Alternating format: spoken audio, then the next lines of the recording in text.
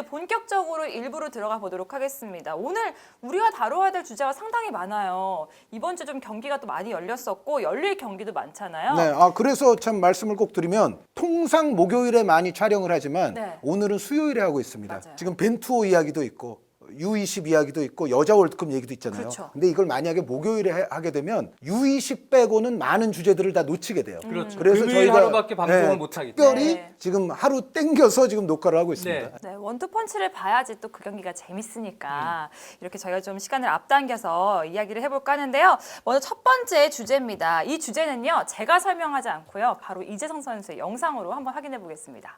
네, 안녕하세요. 대한민국 축구팬 여러분. 우리 대표팀에 많이 관심 가져주시고 또 응원해주셔서 너무나 감사드리고요. 또 선수들도 그 인기를 몸소 실감하고 있어서 너무 감사하게 생각하고 있고 또 이번 평가전도 잘 준비할 수 있도록 노력하고 있으니까 또 경기장에 많이 찾아와 주시고 이제부터 원투펀치 대표팀 프리뷰를 함께 보시죠. 네, 이렇게 이재성 선수가 영상으로 소개를 해줬는데 맞습니다. 바로 벤투호 이야기를 좀 해볼까 해요. A매치가 지금 6월 7일 호주전 그리고 6월 11일 이란과의 평가전이 있는데 두 경기의 의미 과연 이번엔 좀 어떻게 봐야 될까요? 우리가 9월부터 이제 월드컵 예선에 들어갑니다. 네. 월드컵 2차 예선에 들어가기 때문에 진짜 이제 예선 들어가기 전에 마지막 평가전이라고 봐야 됩니다. 지난번에는 우리가 저 볼리비아전, 콜롬비아전 평가전을 치렀죠. 네.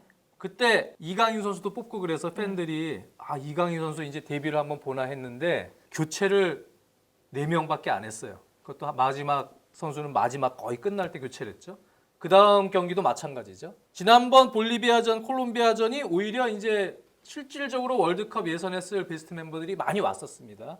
그래서 실전 담근지를 실전처럼 한번 해본 것 같아요.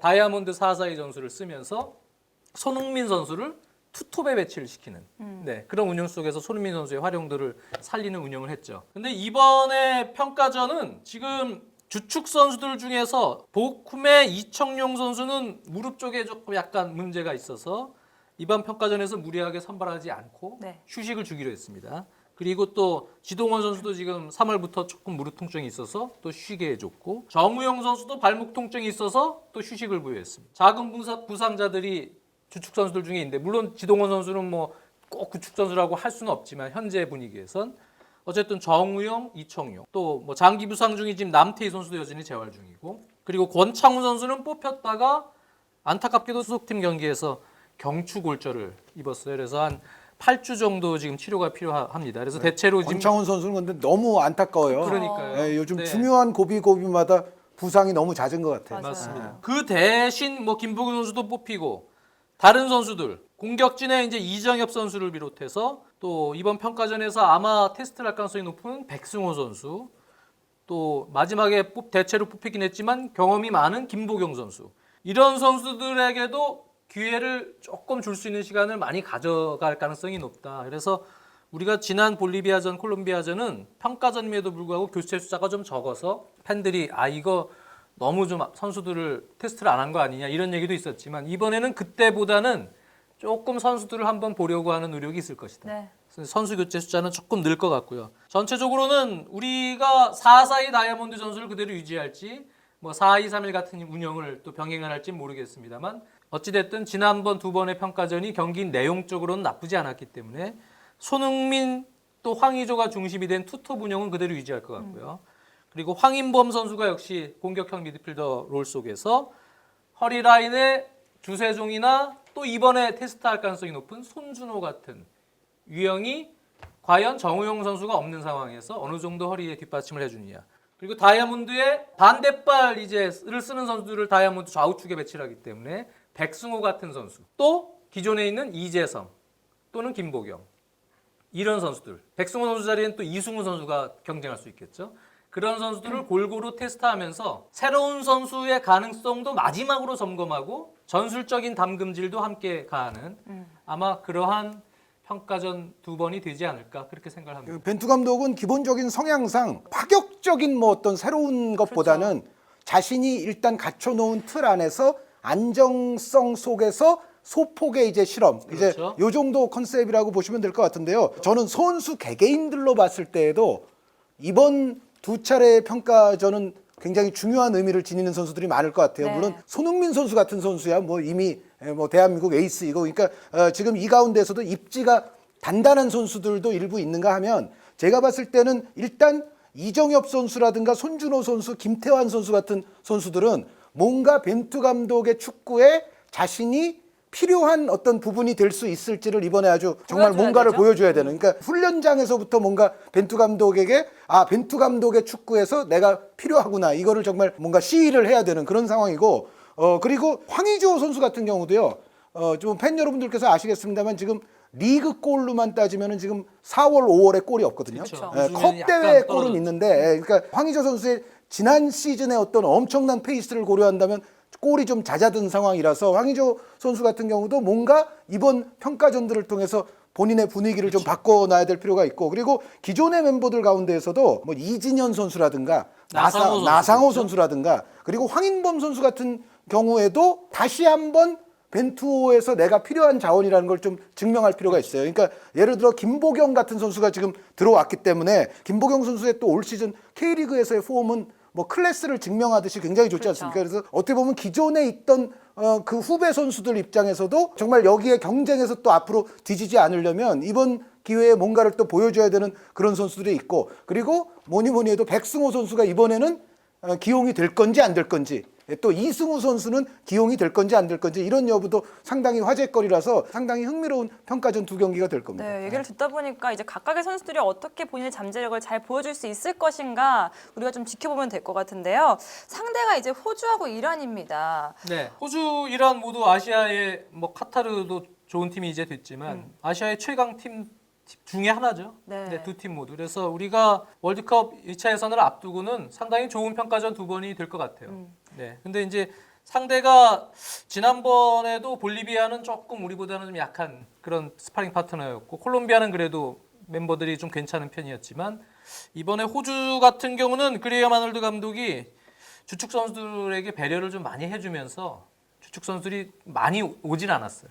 꽤 많이 빠진 선수들이 그러니까 많습니다. 뭐 매튜 레킨이, 토미 네. 로기치니, 그렇죠. 아론 모인이, 이런 선수들이 다 빠진 팀이죠. 유럽 리그에서 뛰는 경험이 좀 A매치 경험이 많은 선수들은 이번에 많이 쉬게 해줬어요. 그러니까 사실상 호주는 실험용 팀이에요. 그렇죠. 완벽한 한 1.8군 정도로 보시면 되고, 맞습니다. 실험적인 팀이다, 이 정도로 생각하시면 될 그래서 것 이번 같습니다. 호주 대표팀은 수비 쪽은 뭐 세인즈베리나 데게넥이나 이런 선수가 없어도 뭐 베이히치나 라이언 그랜트나 또 베일리 라이트나 또 리버풀 출신인 브래드 스미스나 측면 풀백 자원들 좋은 그 주전급 선수들은 많이 들어왔어요. 물론 뭐 베일리 라이트는 센터백이지만 네네.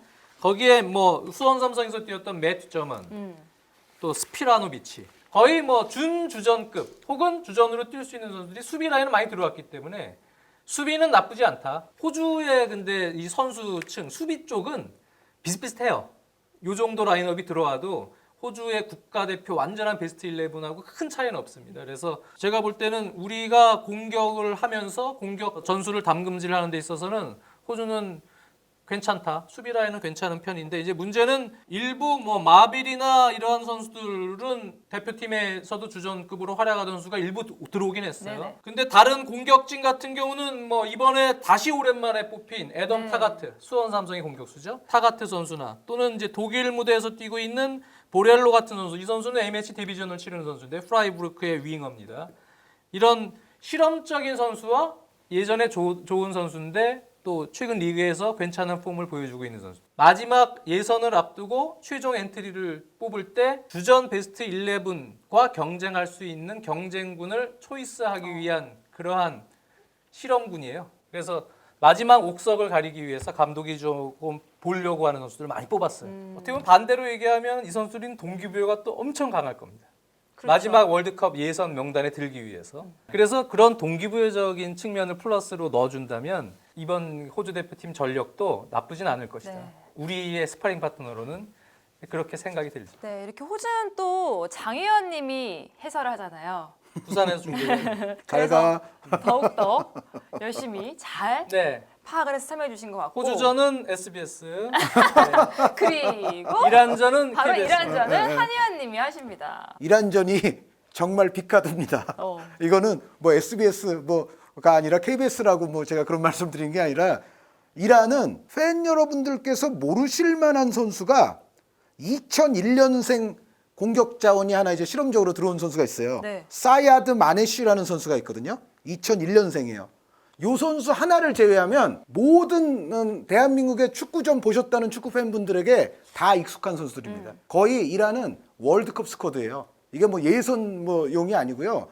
지금 이란은 뭐니 해도 이번에 감독이 바뀌었습니다. 감독이 이제 케이로스 감독이 정말 장구한 세월의 이란 생활을 마감을 했고 마크 빌모치 감독이 왔거든요. 근데 빌모치 감독도 우리 팬들에게는 많이 익숙한 감독이죠. 그런데 빌모치 감독이 2012년에서 2016년까지 벨기에 감독을 했었는데 사실 좋은 소리를 별로 못 듣고 이제 결국 지휘봉을 내려놨던 전술이 감독이에요. 보다 유연하지 않았죠.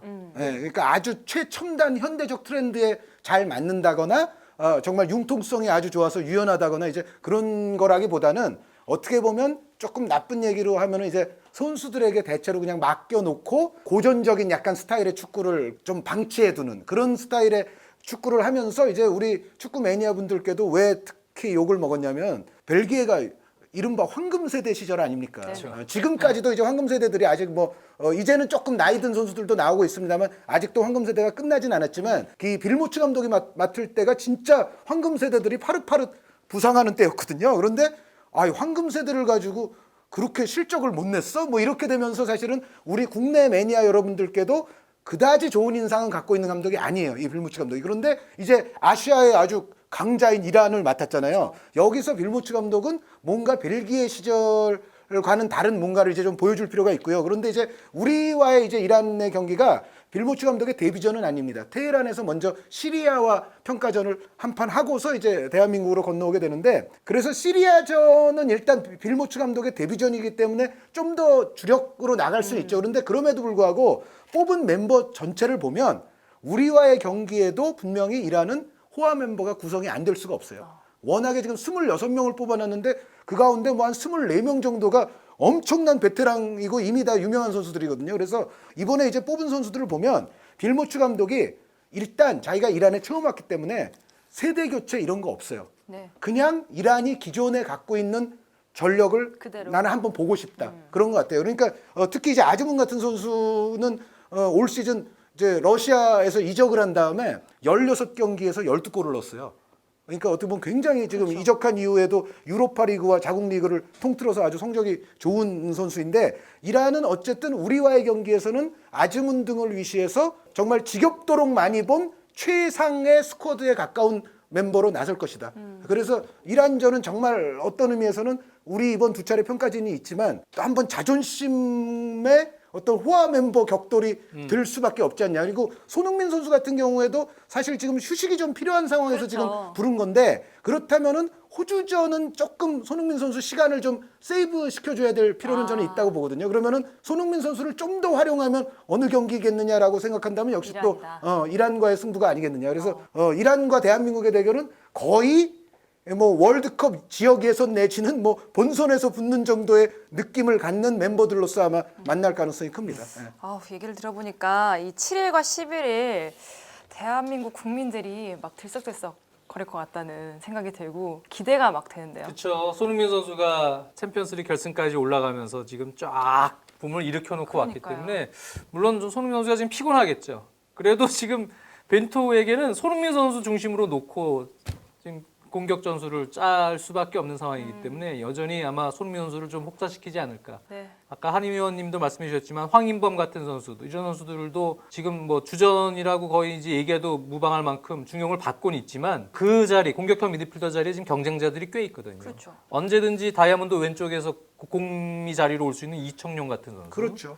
뭐 그 위치로는 누구든지 이재성도 다이아몬드 오른쪽에 있다 그 위치로 갈 수가 있고. 권창훈 선수도 언제 또 복귀하면 돌아오겠죠. 또 그럴 수 예, 있고. 예. 그렇기 때문에 황인범 선수 역시 자신의 존재감을 그대로 또 유지하면서 입증해 보여야 된다. 그래서 기존에 중용받고 있는 손흥민, 황의주 선수도 역시 마찬가지고요. 네. 한 의원님이 계시다. 이재성, 황인범 또 수비 라인에 우리 뭐 중국파들 같이 섞여 있죠.